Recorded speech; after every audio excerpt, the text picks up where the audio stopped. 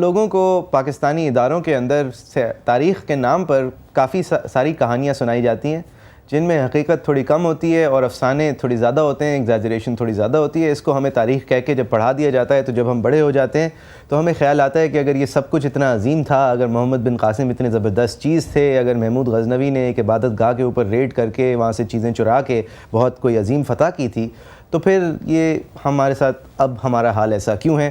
ہم عرب ہیں تو وہ زیادہ عظیم ہوتے ہیں، وہ انسان ہم سے بڑے ہوتے ہیں، وہ پیورر ریس ہیں، وہ پیورر بریڈ ہیں۔ یہ سارے سوالات جب سامنے آتے ہیں تو خیال آتا ہے کہ اصلی تاریخ کا مطالعہ کیا جائے۔ پھر جب وہ کیا جاتا ہے تو ایک تھوڑی سی مایوسی ہوتی ہے۔ ہم اس شو میں، آج کے شو میں ہم نے دعوت دی ہے حسن نثار صاحب کو، جو کہ ہر تھوڑے گھنٹوں کے بعد جن کی ایک پرومو ٹیگ لائن ہے کہ جو قومیں تاریخ کو مسخ کرتی ہیں تاریخ انہیں مسخ کر دیا کرتی ہے، لیکن ہم اینشنٹ ہسٹری آف پاکستان میں اس علاقے کے، اس خطے کے نہیں جائیں گے کیونکہ وہ میرے خیال سے تھوڑا زیادہ ایکیڈیمک ہو جائے گا فار دا مین اسکرین، لیکن ہم پاکستان کی تاریخ کے حوالے سے سوالات کرنے کی کوشش کریں گے۔ حسن نثار صاحب کا نظریہ جاننے کی کوشش کریں گے، وہ کیا سمجھتے ہیں کہ ہم نے کہاں کہاں کس طرح کے پروپیگنڈا کا استعمال کیا، اور یہ پاکستان موومنٹ جب چلی اور پھر پاکستان موومنٹ میں جو لوگ شامل ہوئے، اور پھر اس کے بعد پاکستان کے اندر تاریخ جو لکھی گئی اور جو تاریخ ہمارے ہاں آج پڑھائی جاتی ہے، جس کے اندر ایوب کے زمانے میں ایوب کا دور سنہرا ہوتا ہے، بھٹو کے زمانے میں بھٹو کا دور سنہرا ہوتا ہے، نواز شریف کے زمانے میں نواز شریف کا دور سنہرا ہوتا ہے، ضیاء الحق صاحب کے زمانے میں امیر المومنین صاحب ضیاء الحق صاحب کا دور سنہرا ہوتا ہے، اور پھر مشرف صاحب کے زمانے میں تاریخ پھر سے ری ریٹ کر دی جاتی ہے۔ تو جو لوگ یہ ساری تاریخ پڑھتے ہیں یا جو پڑھانے والے بیچارے ہوتے ہیں، ان کو اگر حقیقی تاریخ ہم سنا سکیں یا ایک نظریہ کم از کم سامنے لا سکیں کہ دا مرڈر آف ہسٹری کے عزیز صاحب نے لکھی تھی، I think every one should read it. اگر آپ کو ملے وہ کتاب، پاکستان کے اندر کتابیں پڑھنے کا کلچر میرے خیال سے اب اٹس ڈیڈ اینڈ ڈائنگ، لیکن پھر بھی that is a book that every one should red.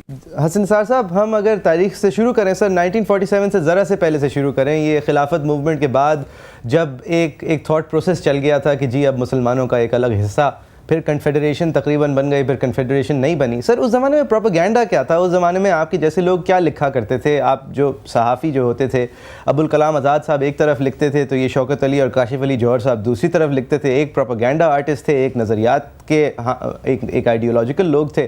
آپ کیا سمجھتے ہیں اس زمانے میں کیا آئیڈیالوجی تھی؟ نہیں، آئیڈیالوجی تو نہ تب تھی نہ اب ہے۔ بنیادی بات سے بات شروع کرتے ہیں۔ ہسٹری کا لفظ نکلا ہے ہسٹوریا سے، اس کا مطلب ہے فیکٹ شیٹ تیار کرنا، فیکٹ فائنڈنگ۔ ہم نے تاریخ کے نام پہ جھوٹ بولا ہے، اپنی نسلوں کو جھوٹ پہ پالا ہے۔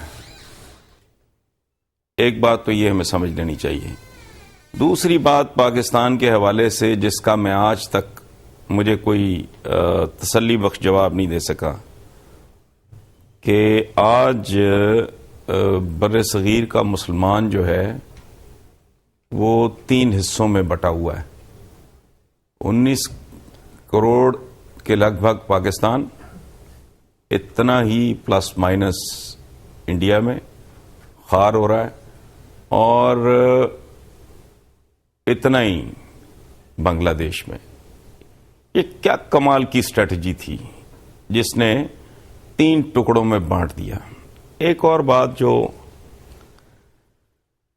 پاکستان پہ قبضہ ہوا فیوڈلز کا، چونکہ مسلم لیگ سوائے دیکھیں کتنا بڑا المیہ ہے یہ، کتنی بڑی ٹریجڈی ہے کہ پاکستان کہا جاتا ہے، جو ملبہ ڈالتے ہیں کہ جو قائد اعظم نے بنایا اور خواب دیکھا اقبال نے، وہ بھی لوور مڈل کلاس کے تھے، اقبال صاحب، اور جناح صاحب بھی لوور مڈل کلاس کے تھے۔ ہائی جیک کر لیا ایک کا خواب اور دوسرے کی تعبیر، دونوں کے آگے کوسچن مارکس ہیں، لیکن چلیں جو پڑھایا جاتا ہے اس کی روشنی میں بات کر لیتے ہیں۔ وہ موٹے پیٹوں والے، بڑی بڑی گردنوں والے، مونچھوں والے انگریزوں کے دلال ٹائپ لوگ، یہ ریکارڈ کی بات ہے، میں اسکرپٹ میں نے نہیں لکھا، اتنی ان کی شرمناک اور گندی تاریخ ہے جس کا حساب کوئی نہیں۔ یہ ملک ہائی جیک ہو گیا اور اب تک ہے۔ کانگریس کو چونکہ انلائٹن کلاس، ان کی business class, Birla Tata type, وہ لوگ اس کو چونکہ سپورٹ کر رہے تھے، اس لیے وہاں فیوڈلزم ختم ہو گئی۔ یہاں ملا، ملٹری، جاگیردار، یہ اس طرح کے لوگ ان کا ایک اتحاد جو آج تک قائم ہے. اور ظلم عظیم دیکھیں آپ، اس ملک میں شریعہ کے نام پہ یہ کہا گیا کہ جاگیرداری جائز ہے. تاریخ میں یہ بات موجود ہے کہ عالم اسلام میں ایک بہت بڑا تنازع کھڑا ہوا تھا جب یہ ایران، عراق، شام، دمشق یہ سارے فتح ہوئے تو ظاہر ہے کروڑوں ایکڑ اراضی موجود تھی. تو ایک لابی تھی جس نے کہا، ایک گروہ تھا اور وہ اکثریت میں تھے، جنہوں نے کہا جی کہ ہمیں جاگیریں دی جائیں. حضرت عمر بن خطاب بہت عالی شان آدمی تھے، انہوں نے کہا نہیں، قرآن کی روشنی میں یہ مال غنیمت نہیں ہے، یہ مال فے ہے، یہ اسٹیٹ اونڈ ہوگا، مال غنیمت ہے جو تقسیم ہوتا ہے. وہ لابی چونکہ اکثریت میں تھی اور بہت طاقتور لوگ تھے، بڑے مؤثر لوگ تھے، بڑے معتبر لوگ تھے، اور ان کے لیڈرز میں سے سیدنا بلال بھی تھے. تو انہوں نے کہا اس طرح غلط روایت اسلام میں پڑ جائے گی جاگیرداری کی، تو میں نے نہیں یہ ہونے دینا. اور اتنا پریشر بلڈ کیا ان حضرات نے کہ حضرت عمر کو حضرت علی سے رابطہ کر کے انہیں کانفیڈنس میں لینا پڑا، ان کے ساتھ یہ شیئر کرنا پڑا مسئلہ. انہوں نے بھی حضرت عمر بن خطاب کو سپورٹ کیا. اور پھر دنیا کی تاریخ کی بات نہیں، اسے اسلام کی تاریخ کی بات نہیں، پوری دنیا کی تاریخ میں پہلی بار اگر کہیں لینڈ ریفارمز کمیشن بنا تو وہ حضرت عمر بن خطاب کے زمانے میں بنا. آج یہ کیا تعویلیں گھڑتے ہیں، یہ کیا حرکتیں کرتے ہیں، کس کی یاڑ میں؟ وہ جو اقبال نے کہا تھا خود بدلتے نہیں قرآن کو بدل دیتے ہیں. تو یہ جاگیرداروں کے اور جرنیلوں کے ہتھے چڑھ گیا. تھرڈ کلاس قسم کے موقع پرست پولیٹیشنز تھے. جناح صاحب تو آتے ہی رخصت ہو گئے.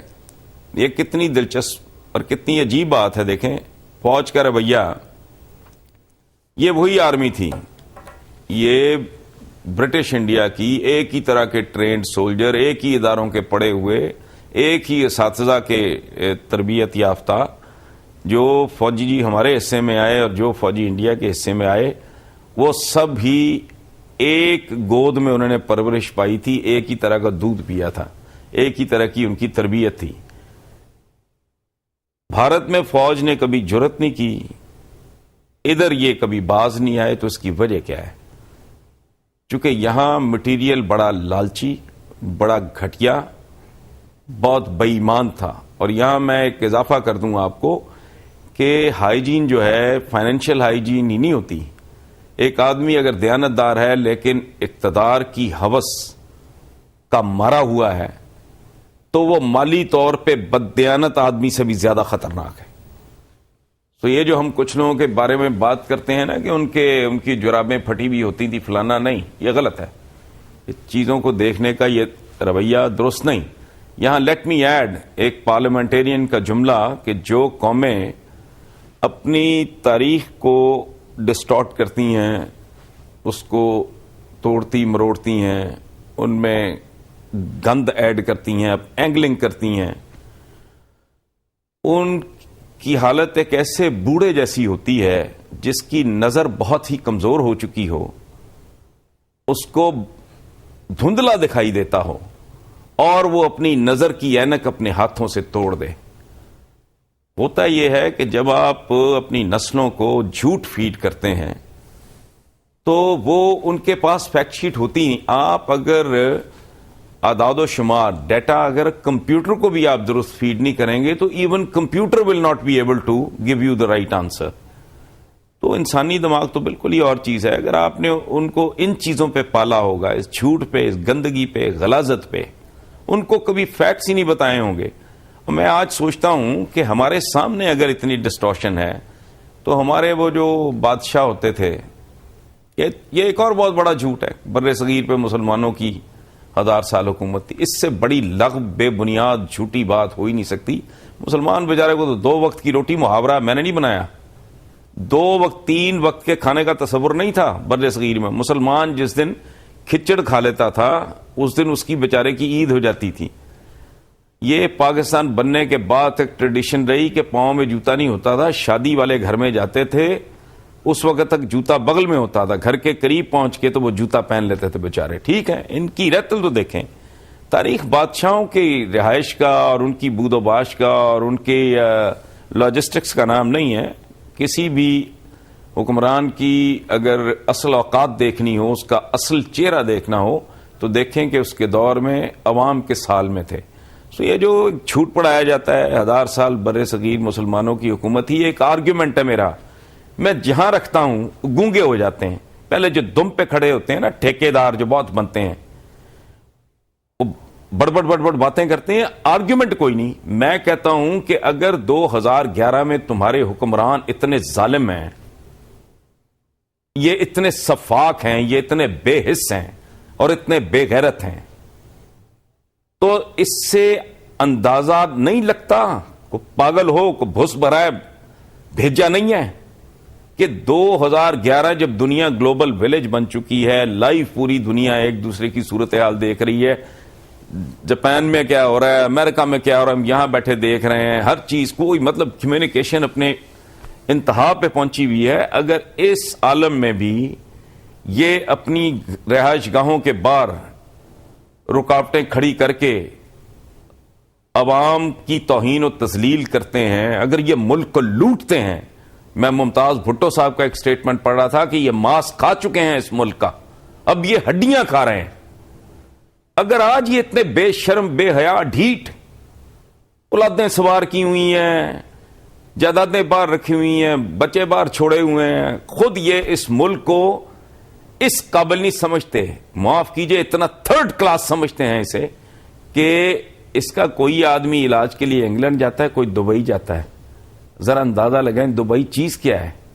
جمعہ 8 دن کی پیدائش ہے, خاک اڑتی تھی کل تک وہاں. ٹھیک ہے, یہ وہاں جاتے ہیں. ان کو یہاں اپنے بچوں کو گوارا نہیں ہے یہاں کی تعلیم, چونکہ جانتے ہیں کہ گھٹیا ہے. ان کو علاج بارے میں نہیں, جانتے ہیں کہ تھرڈ کلاس ہے اور گھٹیا ہے. یہاں 2 نمبر دعائیں ہوتی ہیں. یہاں ڈاکٹرز جو ہیں وہ یہ ملک ہے, ایک ڈاکٹر دن میں 40 پیشنٹ. ویسٹ کا میں پچھلے دنوں پڑھ رہا تھا, کہیں 8 یا 9 پیشنٹ دیکھے, انہوں نے اس کو سمن کر عدالت میں طلب کر لیا. انہوں نے کہا تو کرتا کیا ہے, تو ڈاکٹر ہے کسائی ہے کیا ہے, تو اتنے پیشنٹ تو نے دیکھے کیسے. یہاں ننگا چٹا اس ملک میں عوام کے ساتھ ظلم ہوتا ہے. ڈاکٹر کے پاس جاؤ, وہ آپ کو بے شمار ٹیسٹ لکھ دے گا, چونکہ اس نے لیبارٹریز میں اپنا حصہ رکھا ہوا ہے, کہے گا فلاں لیب سے کرائیں, ٹیسٹ بھی لکھ دے گا, دوائیاں بھی لکھ دے گا. اندازہ لگائیں کانٹرڈکشن کا, ان کی بےہودگی, ان کی بدذوقی, بدتمیزی, ان کے ظلم کا, ان کی بے حیائی کا اندازہ لگائیں کہ بھائی اگر تو تم دوائی دے رہے ہو اس کا مطلب ہے تم نے ڈائگنوز کر لیا ہے, اور اگر کر لیا ہے تو پھر ٹیسٹ کی کوئی ضرورت نہیں. غریب آدمی کے لیے تو بہت مہنگا ہے وہ. اگر نہیں کیا تو ٹیسٹ لکھو, دوائی کیوں لکھ رہے ہو, لیکن نہیں ہو رہا ہے. کاروائیاں ڈالتے ہیں, ہمارے پل بنانا ہو لاسٹ ٹائم آپ آئے تھے جس کا ذرا خبر بنے گی. لاسٹ ٹائم آپ آئے تھے سر, تو سیاست دانوں نے کافی ساروں نے فون کر کے کہا تھا کہ خدا کے واسطے یہ تو بہت سخت ہیں. میرے خیال سے اس دفعہ کافی سارے ڈاکٹرز فون کریں گے. لیکن ٹھیک کہہ رہے ہیں آپ سر, ہم اگر پاکستانی ہسٹری کے ساتھ ساتھ اس کو لیتے ہوئے چلیں تو ابھی ہم نے بیفور پاکستان کی بات کر لی. آپ نے اشارہ کیا کہ جی بادشاہ تو تھے مسلمان, لیکن جو مسلمان عوام الناس تھی ان کا بہت برا حال تھا. لہٰذا یہ کہنا کہ سارے مسلمان جو ہیں وہ قابل فخر تھے اور وہ حکمرانی کرتے تھے اس خطے پہ, وہ تھوڑا جھوٹ ہوگا. And I agree with you sir. اب یہ پھٹی ہوئی جرابوں والی بات سے ذرا آگے چلیں, یا ذرا وہاں کھڑے ہوں تھوڑی دیر. پاکستان بناتے ہوئے یہ پاکستان تحریک نہیں, میرا خیال ہے تھوڑی دیر کے لیے پیچھے چلتے ہیں. یہ جو کیبنٹ مشن تھا 46 میں آیا, کیا نام تھا اس کا, آپ مجھے بتائیں. میرے بڑھاپے کا یہی ایک عیب ہے کہ یادداشت کمزور ہو جاتی ہے ذرا. اس وقت تک تو with in the union of India Jinnah sahab رہنے کو کنفیڈریشن کے لیے تیار تھے. یہ ملک بنیادی طور پہ بانی ہے, ٹھیک ہے. اچھا, یہ ملک بیسیکلی اس کی بانی تو کانگریس کی کمینگی ہے. کانگریس اگر کمینگی نہ کرتی, کشادہ دلی کا تھوڑا مظاہرہ کرتی, اکوموڈیٹ کرتی, اور سب سے بڑی بات نہرو کا کمپلیکس تھا. چونکہ نہرو بہت قداور شخصیت ہونے کے باوجود جناح صاحب کے معاملے میں ہی واز اے مجٹ ان کے مقابلے پہ. جناح صاحب اپنی بریلینس، اپنی محنت، اپنے کیریکٹر، اپنی جو ان کی پرسنالٹی تھی، ان کی فزیکل پریزنس، نہرو کو خطرہ یہ تھا کہ وہ مکمل طور پہ ان کی موجودگی میں ایکلپس ہو جائے گا، اس لیے یہ حرکت کی ہے. پاکستان یہ باقی جب دیکھیں بات سنیں، اس طرح کی موومنٹس چلتی ہیں تو جہاں جہالت ہو اتنی زبردست کہ یہ مامے بن گئے ترکوں کے، مطلب جہاں لیول یہ ہو کہ اماں بولی ہے فلانے کی اور جان بیٹا خلافت پہ دینا، اور جو خلافت سے جان چھڑا رہے ہیں تو میں ان کا خیال نہیں، وہ چھڑانے والے کو اتا ترک کہہ رہے ہیں، اپنا باپ کہہ رہے ہیں ترک، یہ یہاں خام خواہ جمعہ جنج کے ساتھ. تو جہاں یہ لیول ہو وہاں عجیب عجیب طرح کے نعرے. بھٹو صاحب کو دنیا سے گئے مدتیں ہو گئیں، نعرہ لگا رہے ہیں زندہ ہے بھٹو زندہ ہے. اسٹوپڈ سی بات ہے. اب تو نام بھی بدلنے پہ اتر آئے ہیں حسن نثار صاحب. صحیح، ایموشنل بات، اٹیچمنٹ، وہ سب ٹھیک سر، لیکن سیاست کری جاتی ہے حاضر میں حال میں. اس میری بات سنیں نا، بات سنیں، نہیں میری بات سنیں. وہ ایک اس کی سمبولک ویلیو ہوگی جی، زندہ ہے جی، اس کے کارنامے زندہ ہے، حالانکہ کوئی کارنامہ شارنامہ نہیں ہے. خیر، تو یہ اس وقت اگر کسی نے نیم خاندہ سے آدمی نے اٹھ کے نعرہ لگا دیا ہوگا، یا ہمارے ہاں تو خاندہ 2011 میں بھی ایسا جاہل ہے، وہ ڈاکٹریٹ کر کے اس طرح اگل رہے ہوتے ہیں لگ باتیں، بندہ سوچتا ہے کہ یہ تو ہیز اے بلڈی کریک پاٹ. تو کسی نے اٹھ کے کہہ دیا ہوگا پاکستان کا مطلب کیا، لا الہ الا اللہ، یہ چپٹ گئے اس کو کہ جی یہ اس کا یہ مطلب. قائد اعظم ایک سیکولر آدمی، بحث کی ضرورت ہی نہیں ہے. میرے ساتھ کوئی اس پہ آرگیومنٹ کرے تو میں ہاتھ جوڑ دوں گا کہ جا یار میرا نہ مغز کھا، میرا ٹائم نہ ضائع کر. قائد اعظم کی پرسنالٹی دیکھیں، اس کا لباس، بود و باش، ان کا رہن سہن، ان کا لائف سٹائل، ان کی ہر چیز، وہ تو انگریزوں سے زیادہ انگریز تھے، اس میں تو کوئی شک نہیں. جی سر، وہ جب ریٹائر ہوئے تھے بیچ میں 10 سال کے لیے، سر جب وہ مسلم لیگ سے ریٹائر ہوئے تھے تو وہ انگلینڈ میں جا کے انہوں نے سیاست کی تھی. وہ he was able to become a candidate for a party in England. وہ لیکن سر میں بالکل ٹھیک، and thank you very much, آپ نے خلافت موومنٹ کی اسٹیٹمنٹ سامنے لے آئے. اب اتنے دیکھیں بات سنیں، اب اس میں بھائی میرے ایک میں مصیبت یہ ہے نا، اس ملک میں سچ بوجن، میرے بارے میں لوگ کہتے ہیں کہ بہت منہ پھٹ آدمی ہے، پرواہ نہیں کرتا. میرے جیسا بندہ بھی سوچ میں پڑ جاتا ہے کہ یار اتنا بڑا سچ بول دوں تو کہیں ان کے بھیجے ہی باہر نہ آ جائیں. ٹھیک ہے، مطلب ایک ہندو لیڈر کا جملہ ہے ایک مسلمان لیڈر کے بارے میں، باقی ہے leave it to your common sense and the viewers' common sense. Hindu leader نے ایک مسلمان لیڈر کے بارے میں کہا کہ یار برے صغیر کے لوگ بڑے ہی دلچسپ ہیں، میں گائے کا گوشت کھاتا ہوں اور ہندوؤں کا لیڈر ہوں، فلاں آدمی سور کا گوشت کھاتا ہے، وہ مسلمانوں کا لیڈر ہے. اس نے اپنا کنفیشن کیا اس نے کہ میں گائے ماتا کا گوشت کھاتا ہوں. تو یہ یہاں کے لوگ جو ہیں کبھی غور کریں، بر صغیر کی ٹوٹل جو مسلم پاپولیشن ہے اس کا کبھی آپ کھرا ڈھونڈنے کی کوشش کریں، پھر آپ اینالائز کریں کہ یہ جو 60-65 کروڑ مسلمان ہیں یہاں، اس میں کتنے عربی نسل ہیں، کتنے سینٹرل ایشینز ہیں، کتنے یہ افغان پٹھان، یہ اس طرح کتنے ڈراویڈینز ہیں، باقی جو لوگ ہیں ان کا اوریجن کیا ہے. ٹھیک ہے، نہیں وہ جو مسلمان ہوئے، میں ان کی بات کروں، وہ کن حالات میں مسلمان ہوئے، وہ کیوں کر مسلمان ہوئے، اور ان کو اسلام کی کتنی سمجھ اور کتنا فہم تھی. یہ کوئی ریفیوج تو نہیں تھا، کوئی اسکیپ تو نہیں تھا. مثلا محمد بن قاسم کے بارے میں عرض کروں، جب وہ آیا ہے وہ تو وارئر سیدھا خلیفہ نے کوئی اتنا کوئی زبردست کھاتا ہوتا، وہ مار دھاڑ کا زمانہ اب تک ہمارے ہاں تو جاری ہے. محمد بن قاسم کو کھال میں سی کے لے کے گئے تھے، اس کو ٹارچر دے کے مارا گیا ہے وہاں. اس لیے چھوڑیں، یہ بہت پتہ نہیں کیا کر دیتے ہیں، چیزوں کا ستیہ ناش کر دیتے ہیں، حقائق سارے سامنے ہوتے ہیں. جب وہ آیا تو یہاں جو دلت ملت شودر تھے ان پہ 3-4 پابندیاں تھیں کہ اپنی پشت پہ جھاڑو باندھو گے تاکہ تمہارے نجس قدم جو دھرتی پہ پڑیں ساتھ ساتھ وہ جھاڑو صاف کرتا رہے. سر پہ ٹوپی نہیں رکھ سکتے، ساتھ کتا رکھنا ہے، دور سے پتہ لگ جائے کہ نیم انسان ٹائپ کو چیز آ رہی ہے، شودر آ رہا ہے. ٹھیک، اس سے بھی زیادہ توہین آمیز ایک ٹریڈیشن تھی کہ اگر اچھا جوتا پہننے کی بھی اجازت نہیں تھی کہ اگر کسی دلت ملچ یا یہ شودر وغیرہ ان میں سے کسی کے گھر کے باہر اگر جوتا پڑا ہے تو اس کو اجازت نہیں تھی اپنے گھر میں داخل ہونے کی، چونکہ گھر کے باہر جوتے کا مطلب یہ تھا کہ کوئی معزز آدمی اندر ہے and you are not suppose to go and interrupt and disturb him. بات سمجھ میں آئی آپ کے؟ یہ جو محمد بن قاسم عربز آئے ہیں تو ان کو یہ جب پتا چلا کہ یہ ایک کلمہ ہے، ایک لائن ہے، اس کے پڑھنے سے اور تو عزت ہمیں کو ملے نہ ملے، جو کہ نہیں ملتی، کنورٹس کو نہیں ملتی.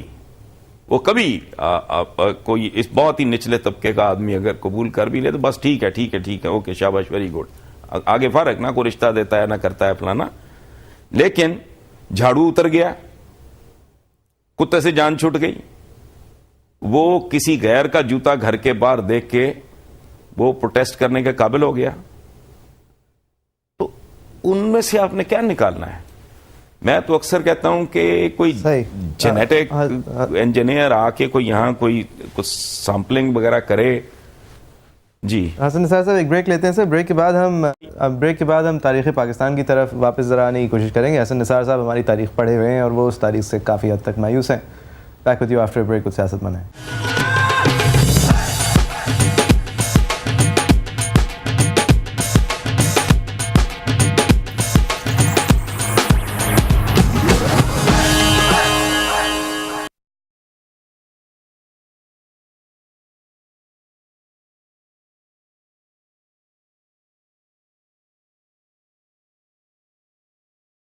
اب ایک چھوٹی سی اور بات آپ سے کہنا چاہتا ہوں کہ ہمارے یہاں غلامی اور کس کس کی ہے.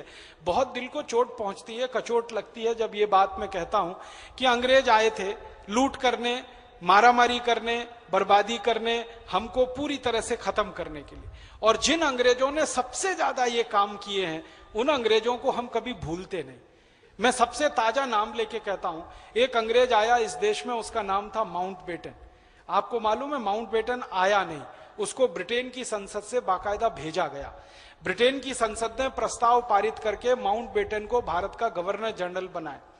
اور پرستاؤ پارت کرتے سمے کیا بات لکھی گئی اس میں کہ بھارت میں ستا کا ہستانترن جب ہوگا تو اس سے زیادہ اپیکت کوئی ویکتی نہیں ہو سکتا، ماؤنٹ بیٹن سے زیادہ اپیکت کوئی ویکتی نہیں ہو سکتا، اس لیے اس کو بھیجا جائے.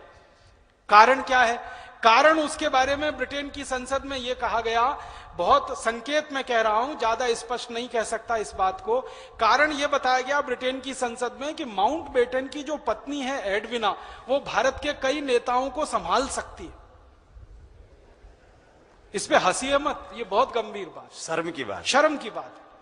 ماؤنٹ بیٹن کی جو پتنی ہے ایڈوینا ماؤنٹ بیٹن، وہ بھارت کے کئی نیتاؤں کو سنبھال سکتی ہے. اب سنبھالنے کا ارتھ آپ سمجھ لیجئے وہ کیا کیا کر سکتی ہے. تو بھارت کے کئی نیتاؤں کو سنبھال سکتی ہے، اور جن نیتاؤں کو یہ سنبھال سکتی ہے وہی سب سے زیادہ ٹیڑے ہیں بھارت میں، وہی سب سے زیادہ ٹیڑے ہیں، انہی کو یہ سنبھال سکتی ہے. اس لیے ماؤنٹ بیٹن کو بھارت بھیجنا بہت ضروری ہے. تو ایسی طے کر کے ماؤنٹ بیٹن کو بھارت بھیجا گیا. آتے ہی اس آدمی نے آگ لگائی. آگ پتہ ہے کیا لگائی؟ جنہ کو ایک طرف کھڑا کیا.